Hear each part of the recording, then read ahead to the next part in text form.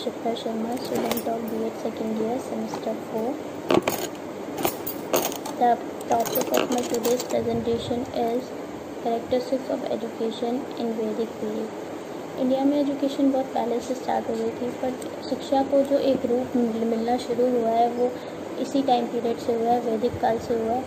और वैदिक education system का मेन जो एम था वो था to develop the overall personality of the students, self actualization, and it teaches a way of living to the student.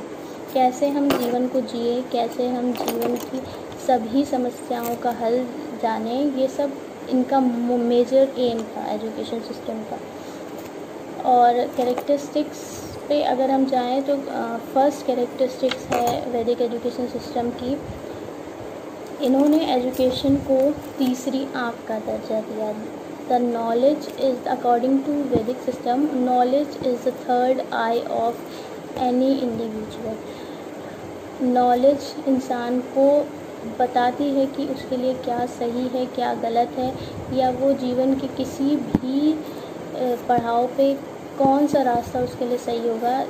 ये हम अगर एक शिक्षित इंसान होगा तो वो बेटर जान सकते हैं। इसका सेकेंड कैरेक्टरिस्टिक्स है या एम ऑफ एजुकेशन कहें तो वैदिक सिस्टम का ये था to have the knowledge based on experience.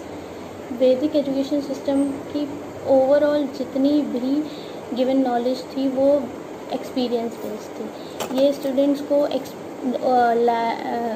इनकी डेली लाइफ एक्सपीरियंस से टीच करने में विश्वास रखते थे, और इनका मेन मोटिव था अपने रिलीजन, अपने कल्चर को प्रिजर्व करना, ताकि हमारे जो पीढ़ी है वो हमारे जो रिलीजियस है, जो हमारे कल्चर है, उनसे जुड़ पाए, उनको आगे बढ़ा पाए। थर्ड कैरेक्टरिस्टिक्स था इनका द मेथड ऑफ एजुकेशन, वो इनका था गुरुकुल बेस्ड। गुरुकुल अगर कहा जाए तो इनका एक शिक्षा का स्थान था जहाँ पे ये जो स्टूडेंट्स थे वो 12 साल के लिए अपने शिक्षक के साथ ही रहते थे और वहीं पे शिक्षा ग्रहण करते थे। और फोर्थ कैरेक्टरिस्टिक्स था द उपनयन संस्कार। जब बच्चा पढ़ने लायक हो जाता था या गुरुकुल में जाने लायक हो जाता था तो उनके पेरेंट्स उनका उपनयन संस्कार नाम का एक संस्कार होता था, एक सेरेमनी ऑर्गेनाइज करते थे इनके पेरेंट्स, और इस सेरेमनी के थ्रू जो बच्चा था वो उनके गुरुजी को सौंप दिया जाता था, गुरुकुल में चला जाता था और वहीं पे 12 साल के लिए शिक्षा ग्रहण करता था।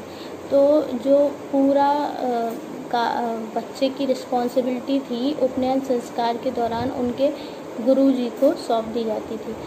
और हर रिलीजन में इसका जो ईयर था वो अलग अलग था। जैसे ब्राह्मण समाज के बच्चे जो थे वो 8 साल में उनका उपनयन संस्कार हो जाता था, और जो क्षत्रिय थे उनका 11 साल में, और जो वैश्य थे वो 12 साल में उपनयन संस्कार के लिए चले जाते थे। उपनयन संस्कार उनका होता था और उसके बाद वो गुरुकुल के लिए चले जाते थे।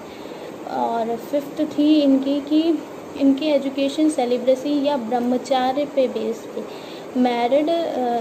मैरिड लोगों को एजुकेशन प्राप्त करने की अलाउंस नहीं थी, और पूरी तरीके से ब्रह्मचर्य का पालन किया जाता था जब तक बच्चा गुरुकुल में है। बालिकाओं के लिए अलग शिक्षा प्रणाली और जो बालक थे उनके लिए अलग। तो शिक्षा के दौरान बच्चों को पूरी तरह से ब्रह्मचर्य का पालन करना होता था। सिक्स्थ है सर्विस द टीचर।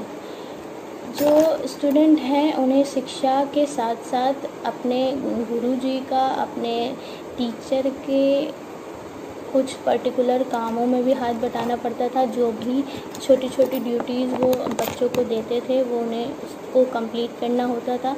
और इन ड्यूटियों में ज़्यादा कोई बड़ा काम नहीं, गुरुकुल के लिए लकड़ियाँ इकट्ठा करना, हवन सामग्री इकट्ठा करना, ये छोटे मोटे काम होते थे। तो इन्हें इसी के अंतर्गत